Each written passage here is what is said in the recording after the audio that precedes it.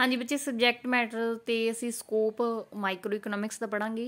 Subject matter मीनस कि ये जोड़े दायरे किहड़ियां चीज़ां आउंदियां ते स्कोप मीनस कि कित्थे तक इहदा खेतर आ जिहड़ा फैलिया होया, मीनस कि किहड़ियां चीज़ां इहदे नाल थ्योरीज प्रिंसीपल्स जिहड़ियां इहदे नाल रिलेटेड आ। ठीक आ, फस्ट जिहड़ी साडी हैगी आ थ्योरी ऑफ कंज्यूमर बिहेवियर। ठीक आ, मीनस कि ये थ्योरी ऑफ कंज्यूमर ना मीनस कि जिवें असीं कंज्यूमर्स इक्विलिब्रियम पढ़ते हैं कि किस तरह जी अपनी लिमिटेड इनकम उन्होंने खर्च करके जिहड़ा ठीक आ अपना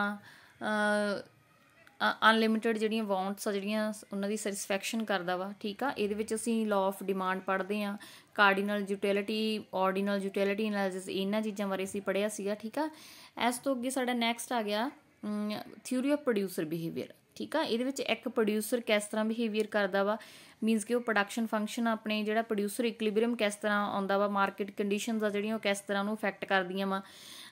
तो ये सारा कुछ असीं की माइक्रो इकोनॉमिक्स में पढ़ते हैं। सप्लाई जिहड़ी हुंदी आ, क्योंकि वो सप्लाई जिहड़ी प्रोड्यूसर द्वारा की जाती है, तो सप्लाई बारे असीं जिन्ना भी पढ़िया वो प्रोड्यूसर बारे ही पढ़िया गया। तो ये law of variable proportion, law of return to scale, ये सारिया चीज़ां इंक्लूड आ। ठीक है, theory of cost of production. इस तो अगे जिहड़ा साडा एक्सपेंडिचर हुंदे जिहड़े असीं किसी प्रोडक्ट नूं बनाउण ते करदे हां, वो साडी कॉस्ट ऑफ प्रोडक्शन हुंदी है। ते दो जिहड़ियां मेन थ्योरीज असीं पढ़ियां वा, एक पढ़ी असीं traditional theory of cost and modern theory of cost. ठीक आ, इस तो अगे study of market forms. Market forms सानू सिर्फ परफेक्ट कॉम्पीटिशन ही गिवन सीगा, मोनोपली मोनोपलिस्ट कॉम्पीटिशन सानू नहीं सीगा सिलेबस च। इस करके असीं सिर्फ जिहड़े आ परफेक्ट कॉम्पीटिशन मार्केट फॉर्म बारे पढ़िया सीगा। ते जिहदे विच असीं पढ़िया सीगे परफेक्ट कॉम्पीटिशन विच large number of buyer and seller हुंदे आ ते सेम आ जिहड़ा होमोजीनियस प्रोडक्ट आ वो सेल करदे आ।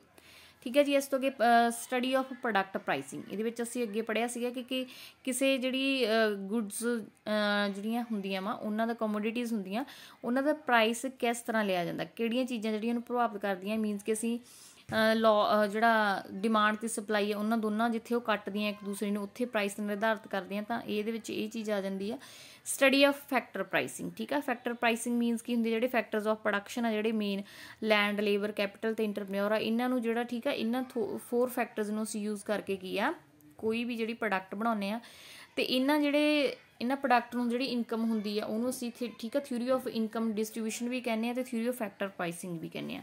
ठीक है, मीनस कि जिहड़ी लैंड नूं रेंट मिलदा वा, लेबर नूं वेजिस मिलदियां वा, कैपिटल नूं इंटरस्ट मिलदा, इंटरप्रेन्योर नूं प्रॉफिट मिलदा, ये सारियां चीज़ां इहदे विच इनकलूड हुंदियां। इस तो अगे मैनेजीरियल इकोनॉमिक्स आ जाती है। ठीक है, एनी बिजनस मैनेजर आ जिहड़ा वो की है बहुत इंपॉर्टेंट डिसीजन बनाउंदा बिजनस नाल रिलेटेड, ते वो सारे जिहड़े डिसीजन हुंदे आ वो इस चीज़ नाल रिलेटेड हुंदे आ कि उन्हें ज़्यादा तो ज़्यादा प्रॉफिट कमाउणा वा।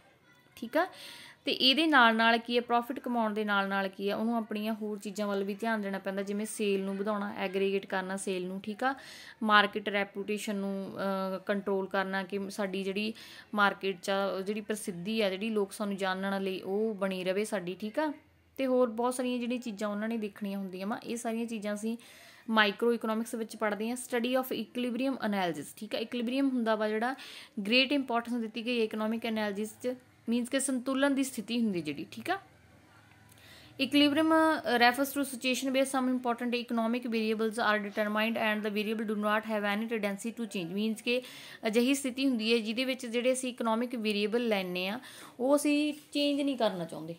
ठीक आ, उहनूं असीं चेंज नहीं करना चाहुंदे। 2 टाइप्स हुंदे साडे इक्विलिब्रियम ट्रैडिशनल मार्केट च, एक पार्शियल हुंदा वा ते दूसरा जिहड़ा हुंदा वा वो जनरल इक्विलिब्रियम एनालिसिस हुंदा वा।